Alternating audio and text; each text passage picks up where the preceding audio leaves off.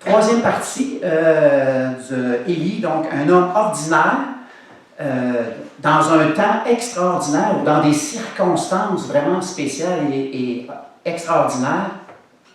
On dit Élie, un homme ordinaire, hein, et parce qu'il est de même nature que nous. Hein, la Bible nous dit qu'il est de même nature que nous. Donc, un homme avec des faiblesses, avec ses défauts, mais qui a fait, hein, qui a réalisé de grandes choses pour le Seigneur en s'appuyant sur Dieu. Et c'est un encouragement pour nous. Et dans la parole, donc la parole est un encouragement pour nous ce matin. Et je vous propose dans une introduction, on va prendre une petite minute juste pour résumer les deux premiers messages, puis ensuite on va poursuivre dans la partie numéro 3. Mais d'abord, la vie du prophète Élie donc est bouleversée quand Dieu l'envoie avertir le roi d'Israël, Achab, donc qu'une période de sécheresse va sévir dans le pays et qu'elle ne prendra fin que sur sa parole. Donc Dieu l'envoie alors au torrent de Kérit, donc notre prophète est envoyé au torrent de Kérit, où il va boire de l'eau, il va être nourri par les corbeaux, hein, 2 fois par jour, et donc pendant un certain nombre de temps. Et à un moment donné, le ruisseau est venu à sec, et c'est alors que Dieu l'envoie à Sarepta, au pays de Sidon, chez une veuve qui va nourrir notre prophète Élie. Et il va le nourrir de façon miraculeuse. On se souvient que l'huile et la farine se renouvellent constamment dans les pots. Et on est en pleine période de sécheresse, de famine, il ne faut pas oublier. Donc, Dieu pourvoit à la nourriture à la veuve, à son fils et à Élie en même temps. Et Élie va même ressusciter le fils de la veuve. Imaginez, une résurrection, c'était une première dans l'Ancien Testament. Élie était le premier, et on voit la foi, hein, et la confiance qu'Élie avait, et il a ressuscité le fils de la veuve. Mais tous ces épisodes-là vont évidemment transformer la vie de cet homme, et parce qu'il fait confiance à Dieu pendant toutes ces tempêtes, parce que c'est pas facile, sa foi va s'affermir et bientôt il va être vraiment mis grandement à l'épreuve dans le prochain épisode qu'on va étudier ce matin, donc la confrontation au Mont Carmel. On va débuter par un mot de prière et ensuite on va commencer le message. Mais d'abord, je vous invite, on va se courber et on va commencer l'étude en tant que telle de la parole de Dieu. Seigneur Dieu, je te remercie, Seigneur, pour ce privilège qu'on a ce matin, le privilège de ta parole, Seigneur, qui nous a été transmise. Et Seigneur, je te demande que justement la lumière de ta parole nous éclaire ce matin, éclaire nos cœurs, non seulement ce matin, mais aussi pendant toute l'année, Seigneur. Tous les jours, Seigneur, ta parole est qu'une lampe sur mon sentier, Seigneur, et on veut la serrer dans notre cœur. Et ce matin, je veux te remercier. Je te demande d'écarter, Seigneur, les soucis, les choses peut-être qui sont plus difficiles, que tu puisses ouvrir nos cœurs à ce que tu veux nous montrer aujourd'hui, en 2026. Ta parole ne retourne pas à toi sans effet. Et tu as un message pour moi en premier, Seigneur, quand j'ai fait cette étude-là, mais aussi pour nous tous aussi, Seigneur. Merci d'ouvrir nos cœurs à ta parole et qu'on puisse être bénis, qu'on puisse grandir et mieux te servir, mais aussi, surtout, Seigneur, qu'on soit obéissant, parce que ta parole nous montre des choses, mais parfois on résiste ou on oublie. Mais Seigneur, mets-nous à cœur de la mettre en pratique. Ce matin, c'est ma prière qu'on puisse vraiment tourner vers toi et mettre en pratique cette merveilleuse parole-là. Amen. Amen. Donc, on débute avec l'affrontement et le conflit. Hein? Donc, après 3 ans de famine, imaginez, donc, Dieu envoie Élie vers le roi Atchab et il déclare « Je ferai tomber la pluie sur le pays. » Le moment de vérité est proche. Et le but de la mission d'Élie va se réaliser. On peut mettre la prochaine diapo. On n'oublie pas que son nom hébreu veut dire Élie-Yahou, et c'est littéralement Yah est elle, ce qui signifie que Jéhovah est Dieu. Donc, Élie a été envoyé afin de montrer à Israël que Yah, donc Jéhovah, et non Baal est le seul vrai Dieu. Et là, on est au rendez-vous, c'est sur le mont Carmel. Okay? Le mont Carmel est donc choisi comme lieu de rassemblement. Et c'est là que Dieu va montrer sa supériorité. Donc, Atchab convoque le peuple et on a les 450 prophètes de Baal et on a aussi les 400 prophètes d'Astarté. Donc, tous les faux prophètes sont convoqués.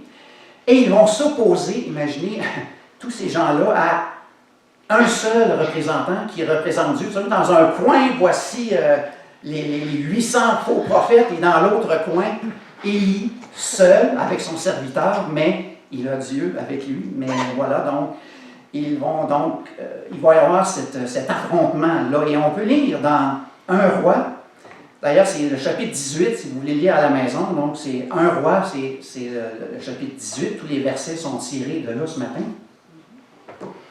Alors, Atchab se rendit à la rencontre d'Élie, et lorsqu'il aperçut Élie, Atchab lui dit, « Est-ce toi qui attires le malheur sur Israël? » Élie répondit, « Ce n'est pas moi qui attire le malheur sur Israël, au contraire, c'est toi et la maison de ton père, puisque vous avez abandonné les commandements du Seigneur et que tu as suivi les Baals.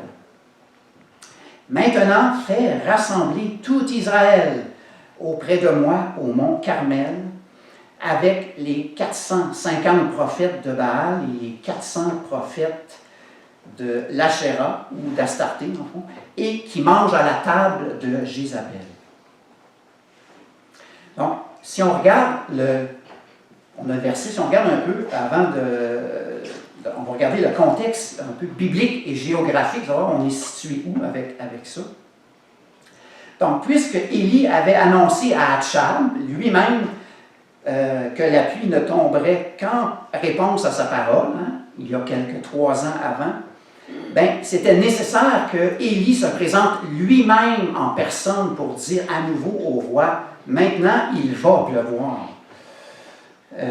Et ça, c'est afin que Atchab n'attribue pas le retour de la pluie au hasard, aux prophètes de Baal, mais que c'est vraiment, c'est grâce à l'intervention de Dieu que la pluie va revenir. On doit noter le courage de notre prophète Élie, parce qu'il va lui-même aller vers le roi, et la situation n'est pas facile, on est en termes de famine, et là, même le roi qui l'accuse, est-ce que c'est toi qui amène le malheur? Et là, même Élie qui répond au roi, non, c'est toi qui attire le malheur.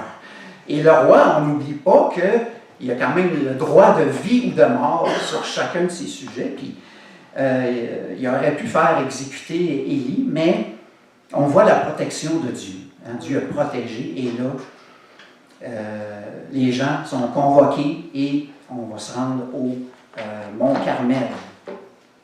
On peut mettre l'image, donc le mont Carmel, c'est un massif montagneux de 552 mètres de haut, OK? Et puis, à titre de comparaison, moi qui viens de si vous êtes de la région de la Rive-Sud de Montréal, le mont Saint-Hilaire, par exemple, puis moi qui viens de la région de... J'ai passé ma jeunesse à McMasterville, Belleuil, Saint-Hilaire, c'est mon coin de jeunesse. Et j'ai monté plusieurs fois sur le mont Saint-Hilaire, donc au Pain de Sucre, peut-être que les gens l'ont fait. Le mont Saint-Hilaire, c'est 414 mètres. Donc on voit ce type de montagne, le mont Carmel, 552 mètres. Et il est situé sur la côte maritime, donc proche de la mer Méditerranée. Et proche de la Phénicie. Donc on est au nord d'Israël. on a l'emplacement, donc on a la carte géographique ici. Donc, son nom, donc le mont Carmel, ben, il proviendrait d'une divinité de la pluie et de l'orage. Et elle fut un lieu de culte des différentes religions qui se sont succédées dans le pays, en particulier Baal. Donc, quel clin d'œil de Dieu, hein? Parce que c'est sur cette montagne-là, dédiée à une divinité de la pluie, mais c'est Dieu qui va faire pleuvoir lui-même la pluie. Donc, il va montrer sa supériorité sur les divinités comme les Baals. La confrontation, maintenant, comment ça va se dérouler? Donc, la confrontation entre Élie et les prophètes de Baal. Donc, on peut lire dans Un roi, toujours dans le chapitre 18, hein, les versets 20 à 21. Donc, Akshar envoya des messagers vers tous les Israélites et rassembla les prophètes au mont Carmel. Alors, Élie s'approcha de tout le peuple et dit, « Jusqu'à quand aurez-vous un comportement boiteux? Si c'est l'Éternel qui est Dieu, suivez-le. Si c'est Baal, mais suivez-le. » Et le peuple ne répondit rien. Donc, silence. Donc, Élie amorce son discours par une question directe. Hein, jusqu'à quand aurez-vous un comportement boiteux? Au nom du Dieu d'Israël, donc il affronte le peuple parce que celui-ci ne cesse de balancer entre Dieu et Baal. On va vers Dieu quand on a des épreuves où ça ne va pas bien, on va aller vers Baal. Donc le peuple qui balance, qui va aller d'un Dieu à l'autre. Et là, il qui dit, mais si c'est l'Éternel, Dieu, allez auprès de lui. Mais si c'est Baal, allez auprès de lui. Et là, le peuple qui est silencieux, hein, qui ne dit rien. Donc, nous devons véritablement servir et adorer seulement le Dieu, l'Éternel, de tout notre cœur. Hein. Et parce que c'est sur cela que repose notre éternité. Hein. En quoi mettons-nous notre confiance? Hein? Et on remarque le silence de la foule. Hein? Ils n'ont pas voulu répondre parce qu'ils étaient indécis. Ils ne voulaient pas se prononcer. Là, ils étaient sur le point de voir l'affrontement. Et dans leur cœur, ils n'ont pas pu dire « Oui, c'est Dieu qui est l'Éternel ». Ils ont resté silencieux. Et c'est ça. Ça a dû briser le cœur du prophète et de Dieu, évidemment. Mais, la suite, Dieu va être glorifié, il va être honoré. La suite du récit, donc 1 Roi 18, les versets 22 à 24. Donc là, Élie dit au peuple, « Je suis resté seul, le seul prophète de l'Éternel, et il y a 450 prophètes de Baal. Que l'on nous donne 2 taureaux, et qu'ils choisissent pour eux l'un des taureaux, le coupe en morceaux et le place sur le bois, sans y mettre le feu. De mon côté, je préparerai l'autre taureau et je le placerai sur le bois, sans y mettre le feu. Puis faites appel au nom de votre Dieu. Quant à moi, je ferai appel au nom de l'Éternel, le Dieu qui répondra par le feu. C'est celui-là qui sera Dieu. » Tout le peuple répondit, « Oui, c'est bien. » Donc, les prophètes préparent l'animal selon le cérémoniel du peuple et le placeront sur l'autel, sans toutefois allumer le feu sous l'autel. Et voilà la clé. On a besoin de feu pour offrir le sacrifice de l'animal. Hein. C'est comme ça qu'on offrait, on mettait le feu et l'animal était consumé. La preuve a déjà été faite que le Dieu d'Élie contrôle la pluie. Hein? Parce que pendant 3 ans, là, on rappelle, on est en période de sécheresse. Et maintenant, les prophètes verront qu'il fait également pleuvoir du feu. Maintenant, l'épreuve. On a le contexte, tout ça, on voit comment ça se présente. L'épreuve. Donc, on poursuit la lecture Et versets 25 à 27, Élie dit au prophète de Baal, choisissez pour vous l'un des taureaux et préparez-les. Préparez-les les premiers, puisque vous êtes plus nombreux. Hein. Ensuite, faites appel au nom de votre Dieu. N'allumez pas le feu. Ils prirent le taureau qu'on leur donna et le préparèrent. Puis ils firent appel au nom de Baal depuis le matin jusqu'à midi en disant « Baal, réponds-nous » Mais il n'eut ni voix ni réponse. Et même s'ils sautaient devant l'autel qu'ils avaient érigé, à midi, hein, on est au verset 27, donc à midi, Élie se moqua d'eux et dit « Criez à haute voix, puisqu'il est Dieu, il doit être en train de penser à quelque chose, ou bien il est occupé, ou encore en voyage. Peut-être même qu'il dort et qu'il va se réveiller. Hein? » On voit le sarcasme, la petite pointe d'humour de Élie, mais on rappelle, là, il est devant tout le peuple, et là, il est vraiment confiant. Élie est confiant. Hein? Fait que, donc, Élie, c'est ça, va dire au prophète d'évoquer Baal, et lui va invoquer l'Éternel. Avec ça, Élie semble accorder l'avantage au peuple en faisant tout cela une épreuve du feu, hein? Parce que Baal, hein, c'est le dieu soleil, le dieu du feu, le dieu du tonnerre et des conditions météorologiques. Hein? Et voilà. Donc, après quelques heures à prier, hein, il n'y a pas de résultat. Ils espèrent peut-être qu'à midi, parce que là, on est au plus chaud, le soleil est à son zénith. Lorsque le soleil sera au zénith, le feu tombera sur leur sacrifice, mais il n'y a toujours rien. Et là, leurs espoirs, donc, les prophètes de Baal se changent en désespoir et ils se mettent à agir de façon bizarre. Ils se mettent à crier, à se faire des incisions, comme ils le font dans leur culte de Baal, mais le résultat est toujours le même. Rien, il n'y a ni voix, ni réponse, ni feu qui descend du ciel. Et là, on va voir la réponse de Dieu et la prière d'Élie. Là, c'est Dieu va rentrer en scène maintenant. À partir donc des versets 30 à 32. Donc. Élie dit alors à tout le peuple, « Approchez-vous de moi. Hein? » Tout le peuple s'approcha de lui. Élie répara l'autel de l'Éternel qui avait été démoli. Il prit 12 pierres, d'après le nombre des tribus issues des fils de Jacob, l'homme auquel l'Éternel avait dit, « Tu t'appelleras Israël. » Avec ces pierres, il reconstruisit un autel au nom de l'Éternel. Il fit autour de l'autel un fossé pouvant contenir une quinzaine de litres d'eau. Et là, donc, on voit dans le verset, il fait approcher tout le peuple.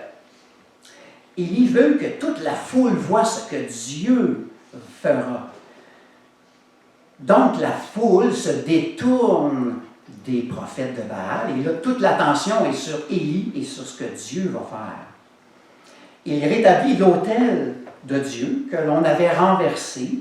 On peut supposer que, par le passé, il y avait un autel dédié à Dieu, cet endroit-là, probablement bâti à l'époque des juges, mais qui avait été abandonné. Donc, Élie va remettre les pierres, les 12 pierres, il va remettre l'autel en place. Il y a un fossé qui est construit tout autour de l'autel. Le fossé est large et profond. Et il demande aussi qu'on arrose l'holocauste, donc l'animal, et le bois sous l'autel. Et cela a pour but d'éliminer tout soupçon tant qu'au fait qu'il y aurait peut-être du feu qui se cachait en dessous. Non, non, non. On arrose abondamment. Tout autour, on arrose le bois, on arrose l'animal. Et ça, c'est afin de rendre le miracle vraiment incontestable. Vraiment, là, c'est impossible de contester ce qui va arriver. Vous pouvez lire le récit, donc on ne le mettra pas au tableau ce matin, mais tout le récit au complet, donc toujours dans le chapitre 18. Ainsi donc, une fois tous les préparatifs terminés, Élie va prier. Versets 36 à 37. Au moment donc de la présentation de l'offrande, le prophète Élie s'avança et dit, « Éternel, Dieu d'Abraham, d'Isaac et d'Israël, que l'on sache aujourd'hui que c'est toi qui es Dieu en Israël et que moi, je suis ton serviteur. Et j'ai fait tout cela sur ton ordre.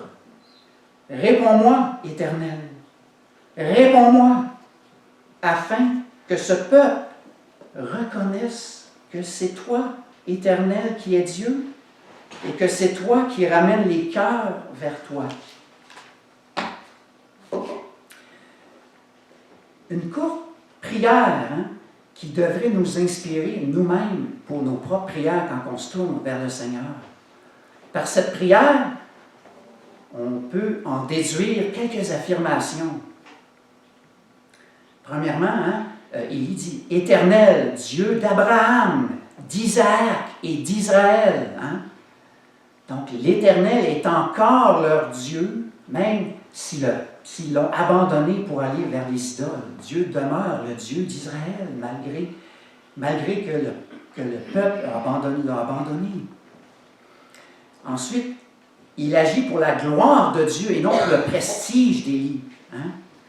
Que l'on sache aujourd'hui que tu es Dieu en Israël et que je suis ton serviteur et que je fais toutes ces choses par ta parole. Donc, Élie pointe vers Dieu et lui remet toute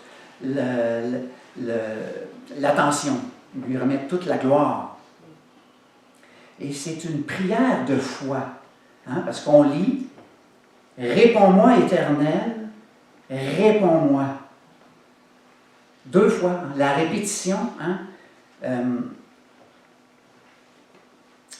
nous montre comment est-ce que ça exprime donc la lourdeur, le fardeau que Élie a dans son cœur. Réponds-moi, Seigneur, réponds-moi. Vous remarquez que Élie ne dit pas dans sa prière, oui, envoie le feu. Il n'y a aucune mention du feu dans sa prière. Et il s'agit d'une véritable prière de foi. Il compte sur Dieu au point où il ne demande même pas du feu, que le feu tombe sur l'autel. Il passe sous silence la requête parce qu'elle va de soi. C'est ce que Dieu, c'est ce qu'il veut faire. Donc, il ne demande donc pas de feu, mais que Dieu soit honoré. Honoré. Dans nos prières, donc, honorer Dieu. Jésus nous a dit, dans le Notre Père, on a quelqu'un qui l'a cité tantôt. Notre Père, que ton nom soit sanctifié, ou que ton règne vienne, que ton nom soit honoré, Seigneur. Donc, Élie veut que le nom de Dieu soit honoré. Et tout ça dans quel but? Ramener les cœurs vers Dieu. Quelle belle prière. On pourrait faire un message juste sur cette prière-là, toutes les implications de ça, mais une prière de foi, une prière de confiance en Dieu. Élie a confiance en l'Éternel. Et là, qu'est-ce qui va arriver? Les versets 38 et 39, la suite du récit, donc, le feu de l'Éternel tomba alors. Il brûla l'holocauste, le bois, les pierres et la terre, et il avala l'eau qui était dans le fossé. Et quand ils virent cela, tous les membres du peuple tombèrent le visage contre terre et dirent, « C'est l'Éternel qui est Dieu. Oui, c'est l'Éternel qui est Dieu. Oui, la victoire appartient à notre Dieu. » Donc, ainsi, donc, les gens du peuple tombent sur leur visage en voyant la puissance de Dieu. Et en reconnaissant que seul l'Éternel est le Dieu d'Israël, et non Baal, Est-ce que c'est par crainte ou par peur ou par adoration vraiment sincère? Mais on espère que c'est par adoration sincère qu'ils l'ont fait, et non pas juste par crainte d'être consumés eux autres aussi, mais c'est le résultat. Quel beau moment, hein, la victoire de Dieu sur les idoles. Et par la suite, dans le récit, les prophètes de Baal seront tués. Élie demande qu'on élimine tous les prophètes de Baal, et ainsi ça va mettre fin au désordre religieux. Hein, voilà, donc ça met fin au désordre religieux pour un temps, hein, on sait, parce que là, les prophètes vont être éliminés. Juste cela, hein, de voir le feu du ciel qui descend, puis ce miracle-là, qui est l'Holocauste qui est consumé, ça nous montre comment Dieu est tout puissant et comment il est grand et comment on pourrait dire c'est fantastique. Mais en plus, maintenant, hein, Dieu va accorder la pluie. Ça fait 3 ans et plus, 3 ans et demi qu'il ne pleut pas. Et là, la pluie va tomber. Et donc, prochaine étape, donc, la pluie et la bénédiction de Dieu qui suit sa victoire. Donc, dans les versets 44 à 45, on peut y lire que, Élie s'est retiré pour prier, okay? Et là, il y a son serviteur qui l'accompagne, il lui demande plusieurs fois d'aller vérifier s'il ne voit pas des nuages. Et là, au verset 44, donc, la 7e fois, le serviteur dit, « Voici un petit nuage qui s'élève au-dessus de la mer et qui est de la taille d'une paume de la main. » Élie dit, « Monte dire à Atchab, attelle ton char et descends, afin que la pluie ne puisse pas te retenir. » En quelques instants, le ciel devient noir de nuages, le vent souffla et il eut une forte pluie. Le texte nous dit qu'alors Atchab monta sur son char et partit pour Jezreel. Atchab n'entend pas le bruit de la pluie qui s'en vient. Ne s'intéresse même pas à l'annonce de la pluie. Il attend même que la pluie commence à tomber avant de partir. Malgré les miracles qu'il a vus, il se fait avertir, la pluie s'en vient, mais il a l'air sceptique. Il vient de voir le miracle, il vient de voir le feu descendre du ciel. Rien ne change dans son cœur. Alors qu'Élie, lui, a un cœur tourné vers Dieu, et il a entendu le bruit annonciateur de la pluie. Ça nous montre qu'il y a des gens qui ont un cœur ouvert pour la parole, qui ont un cœur ouvert, mais il y a d'autres qui ont un cœur dur, et qui ne sont pas ouverts à la parole de Dieu. Donc, les signes étaient là, les nuages s'en venaient. Est-ce que nos oreilles sont attentives à ce que Dieu veut nous dire aussi? Parce que dans sa parole, Dieu a des avertissements aussi. Et il nous demande, est-ce qu'on est attentif à ce que Dieu veut nous dire? Et à ce que Dieu veut nous dire ce matin, à travers les textes que je vous partage. 2 réflexions ce matin que je veux vous proposer sur tous ces événements-là renversants. D'abord, quand on examine notre marche avec Dieu. Okay? Je vous l'ai dit tantôt, c'est un temps, on est en début d'année, puis j'aimerais vraiment qu'on puisse prendre un temps de réflexion avec le Seigneur. Et comment est notre marche avec Dieu? Est-ce qu'elle est boiteuse aussi? On est-tu sur le chemin de Jésus? Et certaines personnes, donc, s'intéressent à l'œuvre de Dieu et l'histoire de Jésus, fréquentent l'Église, on donne leur offrande, tout ça. Elles ne s'opposent pas aux choses de Dieu, mais elles n'ont pas accepté Jésus comme sauveur. Et cette image du peuple sur le mont Carmel qui balance entre Baal et Dieu est un sérieux avertissement. si vous êtes dans un cas comme ça, vous êtes en danger et on est interpellé à cesser de balancer entre Dieu et le monde, hein, parce que notre vie spirituelle est en danger. Nous devons faire un choix. Et là, je dis, mais c'est parce que c'est notre éternité qui est en jeu. Des fois, on a un combat, on balance, mais il faut réaliser, hein, c'est notre éternité qui est en jeu. Deutéronome 30, 19, on peut mettre le verset. Hein. J'en prends aujourd'hui à témoin contre vous le ciel et la terre. J'ai mis devant toi la vie et la mort, la bénédiction et la malédiction. Choisis la vie afin de vivre, toi et ta descendance. Choisir la vie. Je sais qu'il y a un combat, je sais, je l'ai vécu moi-même, mais quelque part en 1999, j'ai fait le choix, j'ai donné ma vie à Jésus, à mon Sauveur. Et puis c'est une décision qui apporte tellement la paix. Et je vais vous encourager ce matin à mettre cette possibilité-là de vraiment faire le choix pour le Seigneur.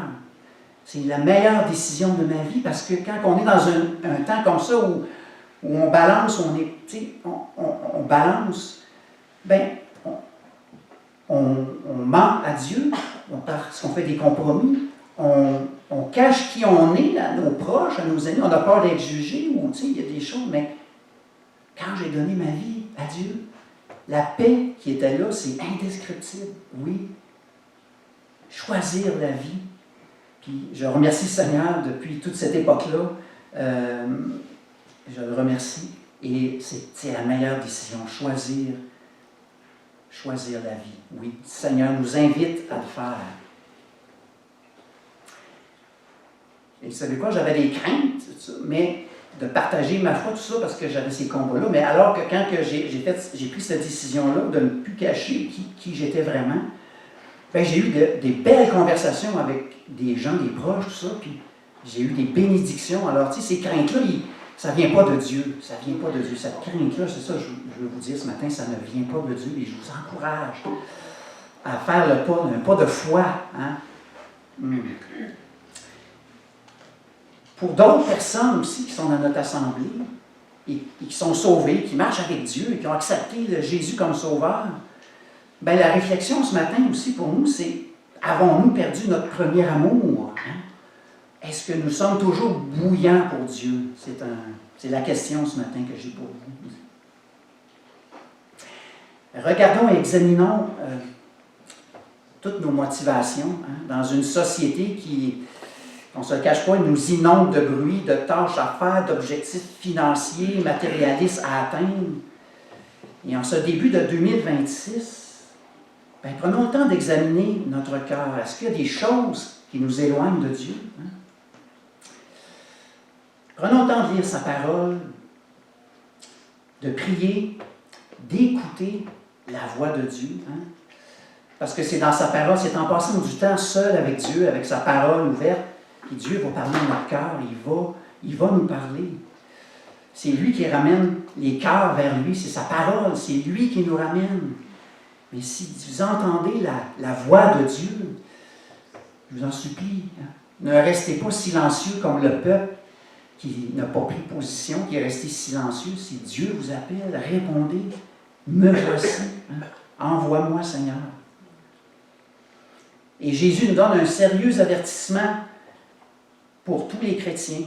Et c'est un avertissement, on peut lire dans Matthieu 6, on peut mettre le verset au tableau, Matthieu 6, 24. Hein, nul ne peut en même temps être au service de 2 maîtres, hein, ou bien il détestera l'un et aimera l'autre, ou bien il sera dévoué au premier et méprisera le second. Hein.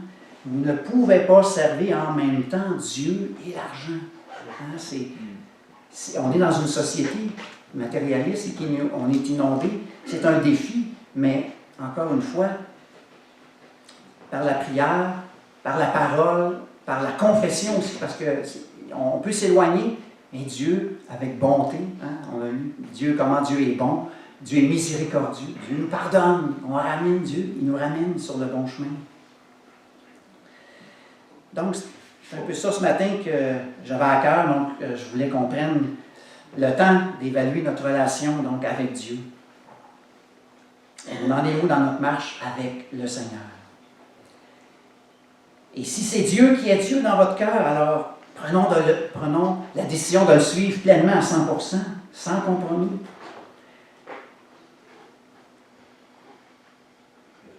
Et je vous invite donc à prendre, si vous avez à cœur, donc on va prendre un petit temps de prière après le message, mais cette semaine aussi, prenons un peu de temps avec le Seigneur, avec sa parole, de tout mettre tout ça, c'est important.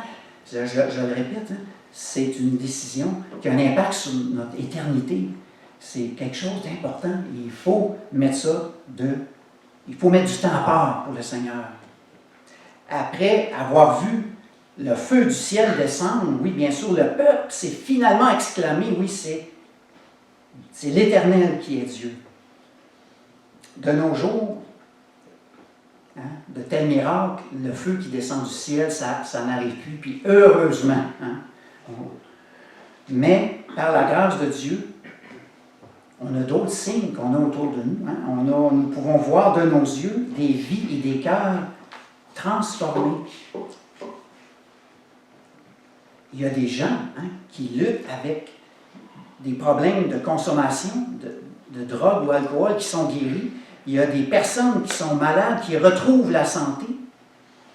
Voilà des preuves de bonté, de la bonté de Dieu. Et là, on veut dire merci Seigneur pour ça. Ce que je suis en train de vous dire, c'est qu'on n'a plus le feu du ciel qui descend, mais on a des témoignages. On est dans notre assemblée et ailleurs aussi, des témoignages de gens qui sont guéris, des miracles que Dieu fait. Par contre, d'autres sont aussi aux prises avec des problèmes de santé et ils ne sont pas guéris non plus. Et pourtant, de tout leur cœur, ils prient et ils ne sont pas guéris. Leur parcours de vie est difficile, on en connaît. Mais ils persévèrent dans la foi et dans l'amour du Seigneur. Et leurs témoignages sont une preuve que leur foi est grande hein, et qu'ils ont l'amour du Seigneur, qu'ils font confiance à Dieu malgré l'épreuve. Et merci Seigneur pour ces personnes-là aussi. Ce n'est pas parce que Dieu ne vous répond pas, mais vous avez un témoignage important. On les voit, les gens qui passent par des périodes difficiles, que ce soit à l'Église ou des gens, nos amis chrétiens à l'extérieur, et ils persévèrent dans la prière, dans l'amour de Dieu. Et ça, c'est vraiment touchant, ça. Et ça parle à vos proches, ça parle à tout le monde. Hein? C'est important de continuer à persévérer, malgré parfois que Dieu, c'est vrai, ne répond pas. On est entouré de personnes ordinaires comme Élie, mais qui s'appuient sur Dieu et ils peuvent faire des choses extraordinaires. Oui, il y a des guérisons, parfois non, mais les gens persévèrent dans l'amour de Dieu et ça nous parle à nous et à nos proches. Ouvrons nos yeux pour voir toutes ces manifestations et que cela nous encourage donc à prendre la décision de suivre pleinement le Seigneur à 100%. Ce matin, c'est ça que j'avais à cœur à vous dire. Et j'avais pour ma prière ou mes vœux pour 2026, vous avez mentionné ça en tout début, bien mes vœux, ou surtout ma prière, c'est que pour cette année 2026, hein, c'est pour cette année qui commence, qu'on voit hein, des gens sauvés, qu'on voit des témoignages de foi, qu'on voit des vies transformées, hein, qu'on voit des gens qui retrouvent l'amour du Seigneur. Hein. Une année tournée vers la prière, la pratique de la confession par l'évangélisation aussi, partager la bonne nouvelle autour de nous, que 2026 soit une année qui restera dans nos mémoires comme vraiment spéciale, une année de grâce du Seigneur. Et je nous souhaite de grandir et de voir comment Dieu est bon pour chacun de nous. Oui, Dieu est bon, la bonté de Dieu est grande pour chacun de nous et que le Seigneur puisse toucher nos cœurs et de voir comment Dieu est bon. Dernière lecture, donc, 1 Pierre, chapitre 2, et versets 3 et 4, il nous dit « Comme des enfants nouveau-nés, désirez ardemment le lait pur de la parole, afin qu'il vous fasse grandir en vue du salut, puisque vous avez goûté combien le Seigneur est bon. Approchez-vous de lui, car il est la pierre vivante que les hommes ont rejetée, mais que Dieu a choisie et à laquelle il attache une grande valeur. Amen. Hein? Merci Seigneur. Merci Seigneur pour ta parole. Merci pour ce temps ce matin. Il y a des gens qui ont pris des engagements, Seigneur, que tu puisses les accompagner, que tu puisses les garder, et que tout au long de cette semaine aussi, on puisse réfléchir, se reconsacrer ou accepter le Seigneur comme sauveur, qu'on puisse voir des vies transformées. Merci Seigneur, oui, on veut s'approcher de toi, Seigneur. Merci de garder nos cœurs à travers toutes les tempêtes, les épreuves, que garder nos cœurs bouillants. Merci pour toutes les personnes qui persévèrent. Merci. Que tu nous aides à garder confiance à travers toutes les difficultés. Merci Seigneur, qu'on puisse continuer d'honorer ton nom à travers notre vie, à travers tout notre cheminement, Seigneur, avec toi. Et oui, Seigneur, illumine nos cœurs, Seigneur, illumine nos cœurs par ta présence, par ton amour, par ta bonté, par ta fidélité. Entoure-nous, Seigneur, entoure ton peuple. Et Seigneur, qu'on puisse être un témoignage les uns des autres, qu'on puisse s'encourager les uns les autres aussi à persévérer, à continuer le combat. On voit, Seigneur, que tu es victorieux, mais parfois, Seigneur, la foi vacille, on a peur, on a la crainte. Non, Seigneur, Jésus est victorieux et il va nous aider dans tous nos combats. Oui, Seigneur, sois avec chacun d'entre nous. Merci encore pour ta parole. Merci pour ce temps. Et merci, Seigneur, pour ton peuple ici, à Saint-Constant et partout, Seigneur. Tous les gens à travers la planète qui honorent ton nom, qui se tournent vers toi. Merci. Et que ton nom soit honoré partout, Seigneur. Amen.